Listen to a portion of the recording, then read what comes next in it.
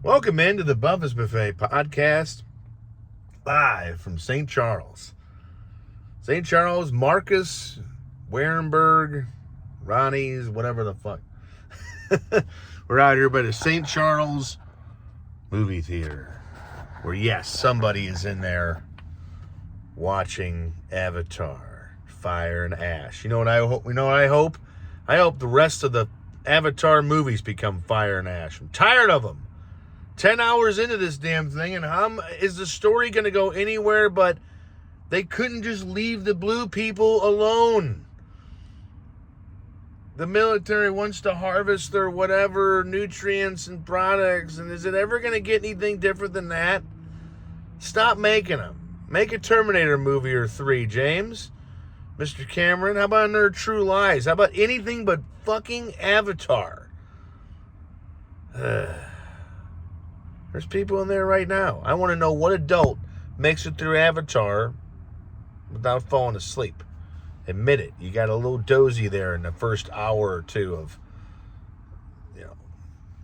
visual effects, sure. Story-wise, but we're not talking about that today. We're talking about a former, as recently as yesterday, a former St. Louis Cardinal who is now going to join another former Cardinal, Sonny Gray, in Beantown.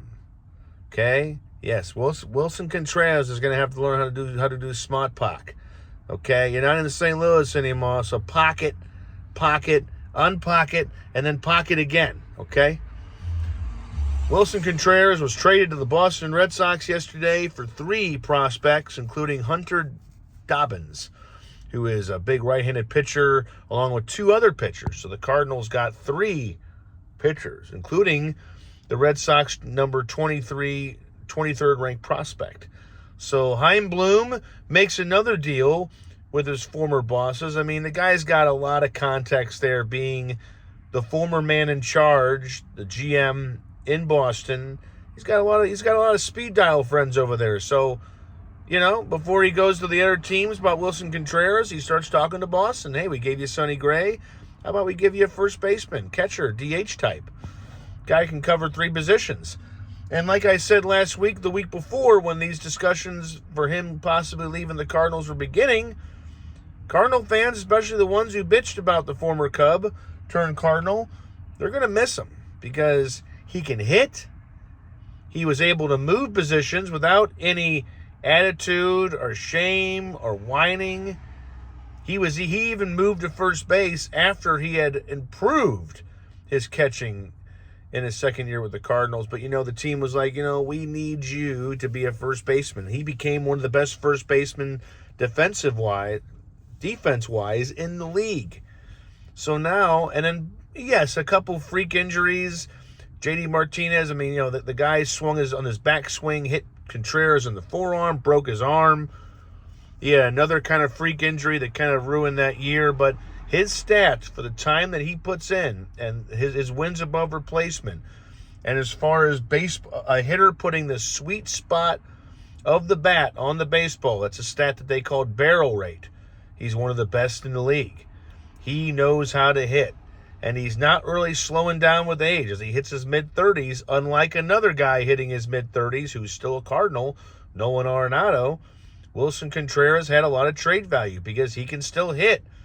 His ability has not deteriorated to the point of where the Cardinals are going to have to pay a lot of that money of Arenado to get him out of here. The Cardinals, of the remaining $36 million-ish on Contreras' contract, they sent $8 to the Red Sox. So they're paying about, 45% of his 2026 salary. That helped them get maybe not just 1 or 2 prospects, 1 or 2 pitchers, but 3 young pitchers. As the Cardinals, together with the Sonny Gray deal, they're just hanging out on the Boston Red Sox farm club, picking off young players and filling up their own farm with them. So it's been 2 good trades for each club. The Red Sox aren't getting bamboozled. They're going to get Sonny Gray. They're just not going to like it when he starts in Boston and the baseballs are flying over the green monster behind him.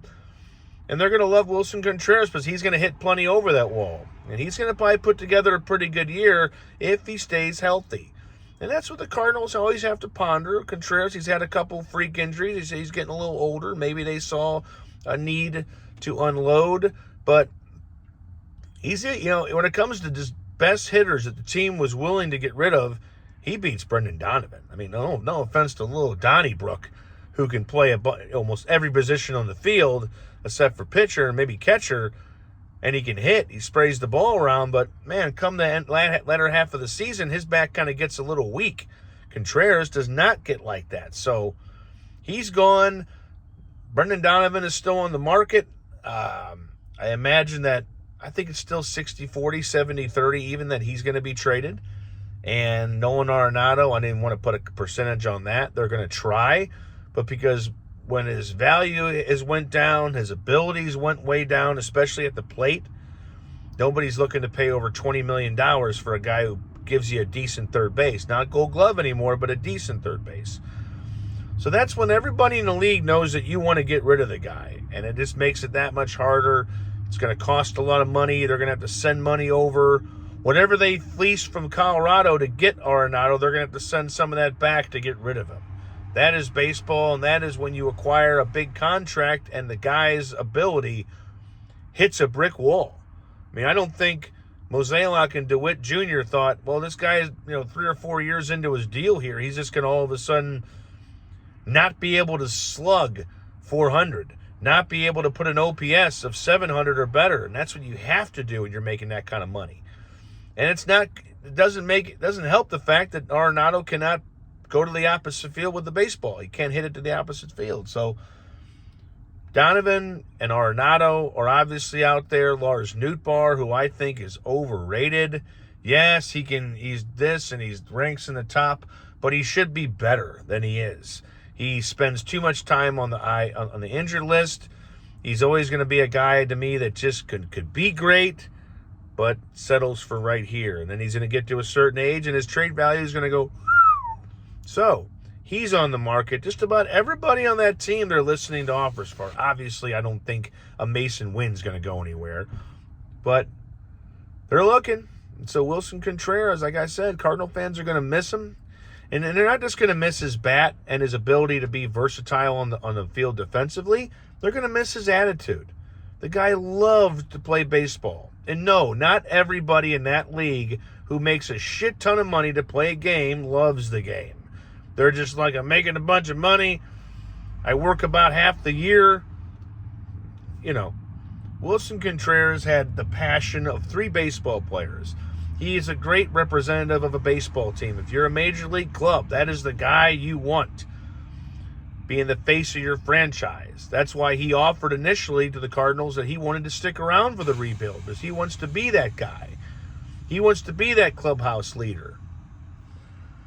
But business is business, and Willson Contreras is now a Boston Red Sox, just like Sonny Gray. And now, what that does for the Cardinals, that opens up first base for Alec Burleson to play there almost the entire season when he's not catching some reps at DH. Nolan Gorman still needs a position. So that's going to come down to Ali Marmol benching Nolan Arenado if he's not hitting, or finding a way to mix him in. Or if they don't trade him, of course, but still a bit of a logjam on the infield, but now they have a first baseman in Alec Burleson who broke out offensively altogether last year. In a down year for the team, Burleson had an up year. And so you're going to have Burleson at first, Sajacy, J.J. Weatherholt, and Sajacy, maybe some Gorman, especially if Arenado's still at third. So second base is kind of a logjam. Mason Wynn's at short. Arenado, or Gorman, or even Weatherholt can play third base too. So gets a little crazy. And of course, Burleson can play the outfield, but Cardinal team's going to look different next year, not completely different. You're still going to have, again, Mason Wynn, Burleson. You're going to have Ivan Herrera back behind the plate. The rotation's going to be some new guys, some relatively new faces, maybe some sort of recognizable faces. We'll have to see. That's part of a rebuild, baby. Old faces going out, old expensive faces leaving, young, less expensive, far less expensive faces filling the roster. So we're at the beginning of this. Be patient. And until next time, that's it, man. 10 minutes, all baseball today. I'm looking at a movie theater. There are people in there watching Avatar Fire and Ash when they should lay fire and ash to the rest of this damn series. 3 films is enough. They make money, but how about we do something else? That's the kind of movie you watch with your kid, and you take a bullet because you love your son and he liked it. But then last night, we watched the other guys just to clean our palates. So, have a good one. It is Monday. It is the Monday before Christmas, so we all got short weeks. Ho, ho, ho, ho! I'll see you tomorrow.